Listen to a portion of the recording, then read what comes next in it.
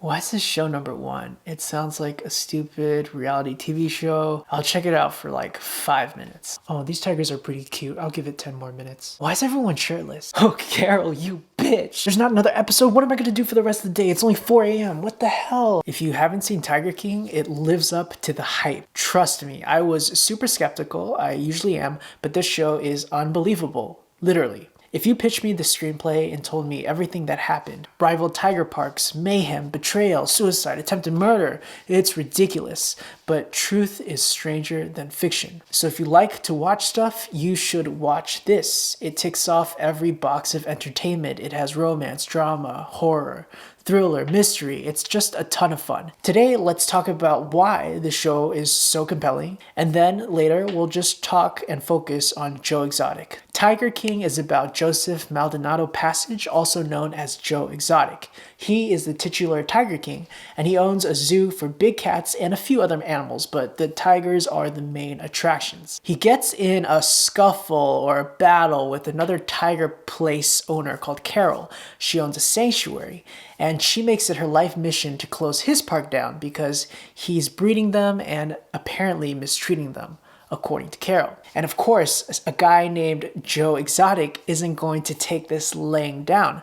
So a war starts between these parks. There's slander, lawsuits, and it escalates until there is a supposed murder for hire plot against Carol by Joe. Even though the show tells us what's going to happen in the first 5 minutes, this is not a show where plot is super important. It's about characters, and there are so many interesting characters. We have Joe, the gay, conservative, gun-loving, tiger zoo-owning, drug-taking gubernatorial candidate, and there's other park owners who are equally as strange and eclectic. Criminals, sex addicts, a lot of people missing limbs. There's so many people missing body parts. And they're just as compelling as Joe. And the scale of the story is so small and intimate and so big at the same time as bigger and bigger players get involved. The show is constructed in a way that I never felt like they were withholding information, because every minute we spend with these people we meet, we are learning something new about them. There are revelations that occur intermittently for entertainment and pacing's sake, but the revelations push the story further and show us more about these people and their relationships. It's just very well done. I don't know people that have multiple girlfriends or tattoo their lovers' names onto themselves. Not that well, at least, not my closest friends, but it shows us the diversity of human experience, of love, from unhealthy relationships to very unhealthy relationships. But even in the toxicity we see on screen that results in abuse and even death, you can still find something authentic in them. And that sums up the show. It's a series of people who are train wrecks, but they are also very, very human. Hopefully that's enough to make you want to check the show out. And now let's just focus on Joe Exotic. So remember when I said this could not be written? It's true. In the movie version of this story, they couldn't possibly include every storyline. It's too much.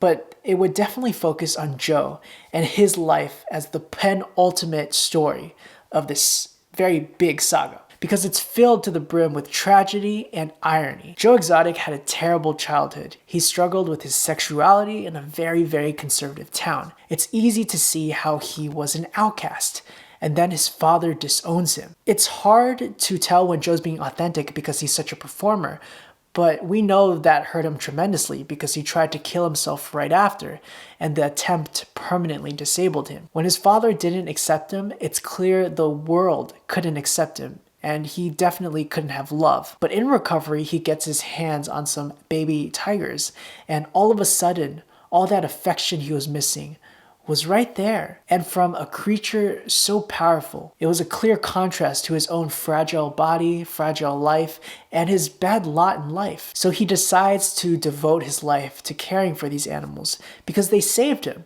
But as quickly as his success grows, the tigers change from a source of love to a means to an end. Joe begins to get attention for his tiger zoo, and maybe he can't decipher attention from true affection, but they're both something he never had. As his love for the tigers begin to wane, his addiction to being Joe Exotic grows until he is the king of tigers. The tigers represented his humanity, but ironically, once he became the king of tigers, he lost who he was, who he wanted to be. It became all about him, and the tigers were just prisoners in a cage, just like he once was as a young, closeted gay man. And now with the zoo, Joe becomes addicted to the bright lights. He is flourishing, or he thinks he is. Due to his past selfishness and all of his past trauma, he can't hold on to any of his relationships. He only knows how to use people because he never actually knew how to properly love. And at the end, the greatest irony of all that the show also recognizes is that he ends up right back in the cage he spent his whole life trying to escape. The story of Joe Exotic is the greatest tragedy because he had love, or some form of it, and that's all he ever wanted. And now he has nothing, locked away where no one can see him. As his kingdom started to fall and he didn't know how to deal with it, it's as if he's a young boy again driving his car off that bridge. Carol was the source of a lot of Joe's hatred, but ultimately all the hate he held for her, all the hate we hold for anybody, it's the poison we drink, and Joe destroyed himself on his own supply. It's possible he felt some kind of sorrow, especially towards the end. We get a glimpse of potentially awareness, but had he not been caught, I think it's possible Carol wouldn't be with us today to give us all this entertainment. Carol is equally fascinating, and it comes from so much pain as well. It's super ironic how similar Carol and Joe actually are and how much they hate each other. They both love big cats. It gives them purpose initially. Carol is just as ruthless and resourceful as Joe is, and they're just the perfect yin and yang to each other. There's a period of time where they even admit they're probably helping each other's businesses, but they both just take it too far. In another world, they could probably be best friends. In the beginning, I made a joke about Carol being a little bit crazy. I do think Carol is very scary and that a lot of people will hate on her because she by no means comes across as a completely innocent party. But the accusation against her is incredibly serious and there isn't any evidence. And because an accusation like that is going to follow her for the rest of her life, if she's innocent, it's just not fair to her. On paper, she's definitely more in the right. But I think a lot of people will still like Joe more because Carol has very, very scary eyes. And the documentary does an amazing job of humanizing Joe Exotic. I do think he started off with good intentions. I truly believe that. It definitely takes a tremendous amount of work and passion to build what he did and make it be successful, at least for that period of time. But success, or time in general, it changes people. And that's the most ultimate irony of all ironies. He's now more famous than ever, probably with more love than he ever experienced and hate. And now he has all the attention, all the cameras on him, but he can't enjoy it because he's locked up. What a tragedy, what an incredible story and an exploration of the human spirit and the human animal. If you want to get more Joe Exotic content, he actually has a YouTube channel where he has uploaded hundreds of videos.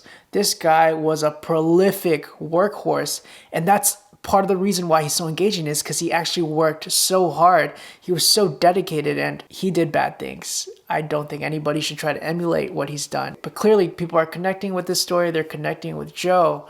And it's super fascinating. Thank you all so much for watching. Have you seen The Tiger King? What did you think of it? Who's your favorite character? There's so many interesting characters, and I'm sure everybody will have their opinions about certain people. Jeff, he looks super sketchy. He probably killed somebody. And Alan's probably killing somebody right now. Dude, are you serious? There's not another episode? Damn it, what am I gonna do for the rest of